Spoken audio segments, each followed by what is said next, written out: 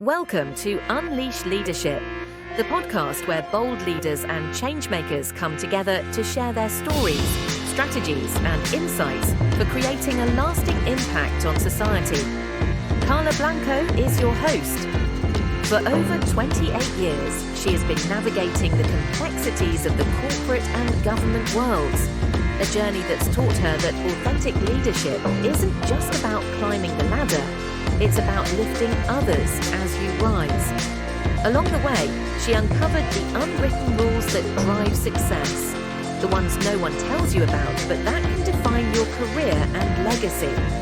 On this podcast, she'll sit down with extraordinary guests from around the globe, leaders, visionaries, and innovators who are leaving their mark on the world. Together, they'll explore their journeys, uncover their tips and tricks, and dive into the challenges they've overcome to inspire you to excel in whatever you're facing. Whether you're climbing the corporate ranks, building your personal brand, or leading change in your community, this podcast is your space to grow, learn, and unleash the leader within. So grab a notebook, get ready to take action, and join us on this journey to unleash our leadership potential. Before we dive in, make sure to follow Karla on Instagram, LinkedIn at Karla Blanco Coach, Karla with a K, and YouTube at Karla Blanco Show to stay connected and get even more leadership tips and updates. Today, I am excited to introduce Carla Johnson, a global innovation expert who helps leading organizations apply fresh thinking to real-world challenges. With experience across 5 continents, she has trained thousands to rethink their work, embrace change, and spark meaningful impact. Her Fortune 500 work shaped her books, including Rethink Innovation, which shows that innovation is everyone's responsibility. Named a top industry influencer, Carla aims to teach 1 million people to think innovatively and bring creativity and curiosity into their everyday work. Author of Be Successful for Life, Elevate Your Thoughts, Words, Actions, and Results, and contributing author to The Moral Compass. Carla, welcome to the show. It's an honor to have you here. Carla, your mission centers on empowering leaders. What personal experiences first shaped your view of what unleash leadership really means? Carla, I read a book it was something along the lines of, you don't need a title to be a leader. Mm-hmm. And I think that shaped so many things for me, because I think throughout my career, I always assumed you had to continue to get promoted and have that leadership title to be a leader. And what I realized is that there's a lot of people within organizations who are incredible leaders and who help move things along, especially innovation initiatives, that don't have those kind of titles. And if anything, they're more powerful and more influential as leaders without those titles. And I realized that when you are a leader and you have that title, it's so important to make sure to nurture those kind of leadership skills and also beliefs on your team and within the organization. And I think that, to me, was when I realized I don't have to wait until something else happens. I can be a leader right now. I can unleash the skills that I know I naturally have. I can hone the ones that I want to grow as a leader. And I think that was a really big turning point for me in my career as a leader.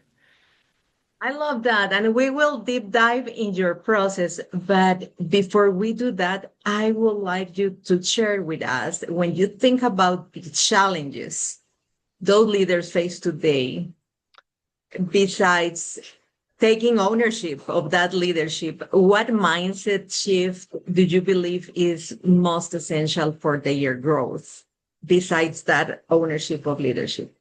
I think curiosity, because I think curiosity is a foundation of everything. Like I watch you, and we've known each other for a couple of years. And I think that's one of the things I'm so impressed with you, Carla, is that you have this never ending curiosity about learning, about exploring how other people learn. And when I think of the leaders who have been the most influential and most impactful to me, and those who I've studied throughout my career and in my research, they have this insatiable curiosity, and they understand that that's just how they walk through the world. It's not something that they have to schedule on their calendar or they have to set time apart for. It's just a curious mindset, and they're willing to always be a student in the room. Yes, lifelong learning and being open to new experiences. And talking Yeah. about experiences, let's talk about your career. And is there any pivotal moment you had to step into a bolder version of yourself as a leader, and what changed afterward? I think the first time I went to my boss and asked for a promotion, I think that was a big pivotal point for me. And the situation was I worked in this architecture engineering company. I loved the company. I loved my bosses. And there was one position that the woman left, and they were thinking, should we fill it or should we, disperse the responsibilities among other people? And I just knew in my heart I would be amazing at it. And it took a lot of courage for me because I was young in my career to put together my case and go to my boss and say, I do believe we need this position, first of all. But second of all, I think I would be the person for it, and here's why. And that was pivotal for me because I think as leaders, we have to champion things we believe in. And a lot of times we have to champion our own ideas. We have to champion our beliefs in ourselves. And that for me was I think the process of preparing and championing myself was as important as the outcome. And look, I mean, nicely, I was asked to fill in that position, and it was a wonderful experience. But I think that was a big pivotal moment for me. Absolutely. And not only Carla, when you we think about building courage, some people are looking for a specific formula. And actually, courage is built by taking action. And that was a great example of a courageous leadership. Thank you for sharing Yeah. that. And I think sometimes what gives us courage, and this is one of the lessons that I've learned, is when we think we can't do something or we overstress ourselves or overthink things, is that I went back and I looked for evidence of things when I had taken on new things I'd never done before and been successful. So I think that helped me believe in myself. And I think that's a really important leadership skill, especially when we step into something we've never done before. I remember I was part of an association. I live in Denver, and we invited Howard Bahar, who was one of the three top executives of Starbucks, and he came to speak. And I was lucky enough to have dinner with him the night before. And I said, "What's the most common characteristic of somebody that you see that holds them back from success?" And he said, it's believing in themselves. And he said, most people think that they have to have all of the characteristics, all of the skills, all of the qualities already to move into that leadership position. And really, it's about people seeing your potential and believing you can grow into it once you're there. And I think that helped me understand I don't have to have all the things ahead of time. I can grow into those responsibilities. I love that because definitely we really need to get out of our own way. And that's a great example of how we should do it. Why do so many organizations believe innovation is complicated? You have a global experience. So share with us about your 5-step framework that simplifies the process. Absolutely. And I think one of the biggest barriers to innovation is it doesn't have a simple definition of what it is or what it looks like. And I think it has this perceived importance and significance that the word creativity doesn't. I often see people say, "Oh, creativity, like that's for the marketing people," or like, that's kind of like fluff, but innovation, like that's where the meat is and that's important and that's where the real work gets done. But it's interesting, like I if I ask 20 different people to define innovation, I may get 30 or 40 different definitions of it because it's not the same kind of practice as accounting or law or something like that. And I think one of the reasons people make it difficult and complicated is because there isn't a common definition of it. And I think we also have something called a complexity bias when it comes to innovation, where we don't believe it's important or correct unless it's complex.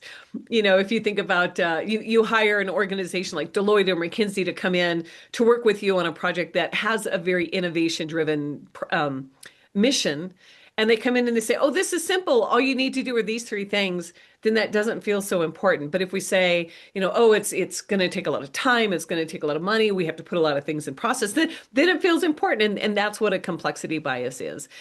And that's what was so important to me when I worked through the process of studying some of the most innovative thinkers all around the world and how they develop consistently impactful and incredibly creative ideas that have a bottom line impact, is to understand their definition of innovation.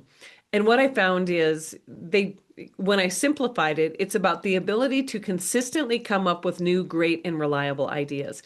Very simple. And I think one of the important things about that is that definition is something that everybody in an organization can understand once we define it. So a new idea is something that it might not be new and never done in the world before, but perhaps new to your industry. And I'll give an example when we get into the process.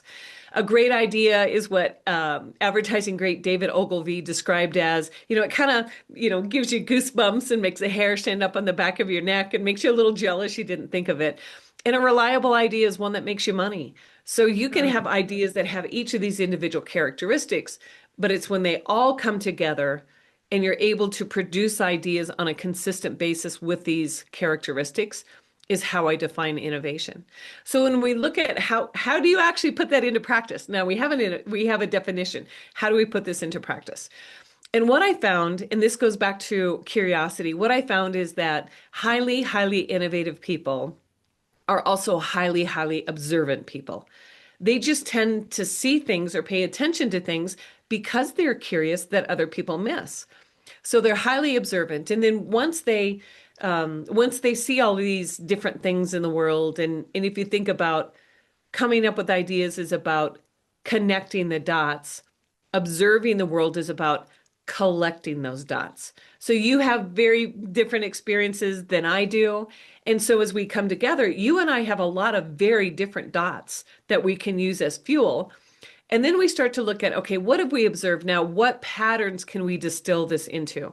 Is it patterns of connection, patterns of community, patterns of fun, patterns of, delight? There's no rhyme or reason what those patterns are. And then we start to look at how can we relate those patterns into the work that we do? And I think this step is a very important one because this is generally where an idea will fall apart. So oftentimes, and I remember the ALS Ice Bucket Challenge where people could either dump a bucket of ice water on their head or they could write a check. Other nonprofits looked at that and said, how can we do something that goes viral like they did? But that really wasn't the question to ask, because what the ALS group did is they created a shareable community experience. And so that's what we should look at. Okay, how can we relate that into it? And then now we look at the fourth step, which is generating ideas. And this is where most people tend to start. We have a strategy session, we have a brainstorm session, we need all of our ideas, and there's no such thing as a bad idea. But because we haven't primed and put fuel into the process, it's hard to come up with new and original ideas. And so that's where all of these dots that we've collected and observing, we can start to connect them in different ways now. And oftentimes in a brainstorm or strategy session, we think we need to come out with the one right idea. But the important thing is to come up with as many ideas as you can, because, it takes a lot of, some will fall aside, some won't be the right time, some just aren't the right fit for the culture. And then the fifth step, which oftentimes we don't give credit to, is we need to learn how to pitch our ideas, because a bad pitch can kill even the best of ideas. And so when I see people put this into practice, that's when I see a big shift into, okay, I know what I am supposed to do. I know what innovation is, what it looks like now because I've defined it. And second, I have an understanding of a process of how to actually do the behavior of innovation. I love that. And I do recall when you shared with our team at Intel about how to set up the process. And usually we jump into the idea right away, as you mentioned, and you really pushed us to go to the first three steps before jumping into something. And actually something that I do recall a quote from Steve Jobs, which is not exactly this way, but it was in reference of one big idea doesn't come from one person. It's about those dots that you mentioned, the different experiences from different team members. Thank Yeah, you. I haven't heard that, but that's absolutely true. Absolutely true. Thank you, Carla. And how can leaders tie individual employee competence to innovation techniques that drive measurable corporate outcomes? And I think this was something that was really important for me to be able to help people understand, because when we look at innovation, oftentimes it's I think of it as big fireworks, like the big change, the big project, the things that get a lot of attention. But one of the pieces of information that I found when I was doing research for my book is that 90% of innovation happens outside of traditional innovation groups, which means that we have so much low-hanging fruit for us to take advantage of. And so what I looked at, okay, the innovation group has a very important yet specific area of innovation that they work on. Generally it's product or service line development or something like that, which is important.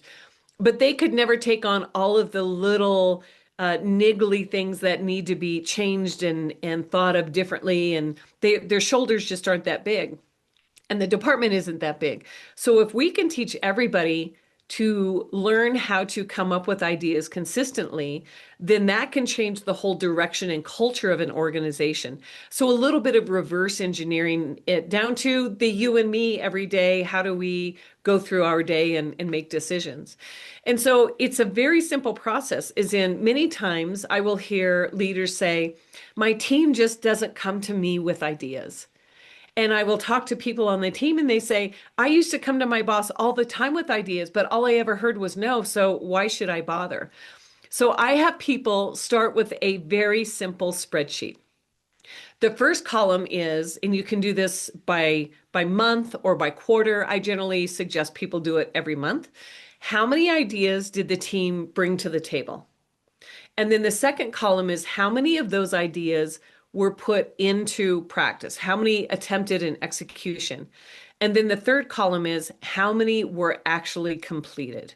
So this is very telling in a number of ways. First of all, are ideas coming to the table and never moving into execution?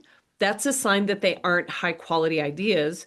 So then again, we need to look at what do people need to learn about either how to come up with an idea, how to pitch it, how to have an idea that's relevant to business objectives, because at the end of the day, that's our whole purpose, is to move the organization forward. Or are they not getting any ideas at all? And maybe that's a dynamic about how comfortable people feel about sharing their ideas. Now, if we have ideas and they're moving into execution, are they moving across the finish line? And if not, maybe they weren't the right ideas. Maybe they weren't resourced. Maybe it wasn't the right time. Those kind of things. Maybe they're not staffed. And then finally, how many actually went through to completion? And so those simple tallies and tracking can tell us a lot about what we need to do internally to help people understand their role in driving innovation forward. And when we harness that, and it's interesting, once we can put metrics to it, we can start to see a shift very, very quickly. That is something that I really appreciate from your book about measuring and getting metrics and the impact on the business. Thank you, Carla, for that actionable suggestion. So the audience can take action right away. Thank you so much. Leveraging your global perspective and working with leaders from different countries and different industries, what patterns do you consistently observe in teams that thrive under the strong, emotionally intelligent leadership? I would say that these leaders understand that failure is a natural part of the process. And I think there's a lot of conversations in organizations about, of course, fail forward and, fail and it's part of our process and everything. Yet when it actually happens, everyone knows that unspoken rule that there will be repercussions. And so I think the leaders who are so successful understand this is a natural part and it's not failure, it's just testing. And I often ask them, let's just change the terminology. And I mean, if you think in a lab, I think research facilities are probably one of the highest failure environments that we have because they're always testing and trying, and they know what they tried the first time isn't going to work. Now, however, again, back to the fireworks versus maybe a campfire idea, we don't have to test at the high level, high risk type of situation. Let's try little bitty, beta tests, little tests here and there, little tests here and there, and let's get things right and build it so that when we do get to that bigger, higher risk situation, we're making smarter choices about the risks that we take, and there's less at stake. Love that advice. Thank you so much, Carla. How can leaders cultivate resilience and purpose when navigating uncertainty or organizational change? I think resilience oftentimes comes from communication and feedback. So when I talk to leaders, I always say it's important that you're very clear and specific about the feedback that you give to your team or others who you work with about the ideas that come to the table. So generally I will see, oh, that would never work. We're like, that's not how we do things around here. We're not that kind of company. We don't have that kind of budget. And so I suggest that they give feedback in two different ways. First is, what do I like about the idea? What do I like about the suggestion? And back to your comment about courage, oftentimes when a leader just recognizes a person's courage for coming forth with an idea, for thinking bigger, rather than just, oh, I'm here doing my everyday work, for thinking bigger, for thinking how we could make the organization better, the team more, a higher performing team. That in itself is a major step forward. What I like is that you're thinking this way. I like that you're thinking strategically, how we can improve these things. And then let's get down to some of the other nuts and bolts about what you liked about what the person shared and presented. The other part is what I wish. What I wish this idea had that maybe wasn't quite there. I wish you would have thought about this in terms of how we could, collaborate with other teams within the organizations. I think silos are always, what people perceive as hurdles. I wish you would have, fleshed out this part of the idea a little bit more. Now, the reason that these two together are so nice is that oftentimes if somebody comes and shares an idea, the feedback is vague. And so the person sharing the idea is like, and the leader may say, so flesh it out a little bit more and come back to me. And that person, maybe they've had all the courage they had for the day where they don't feel comfortable pushing for more specifics, or they don't know how, back to teaching them the skills. And so they walk away and they say, well, I know I'm supposed to work on this and flesh it out, but I don't know what that means. And so this helps give them specifics of what to do. And the what I like and what I wish takes the focus off the person and puts it onto the idea, because it can feel pretty vulnerable sharing our ideas. And I think that's the important part. It's not about the person being right or wrong. It's about whether or not the idea is fully fleshed out and relevant to what we need. Standing.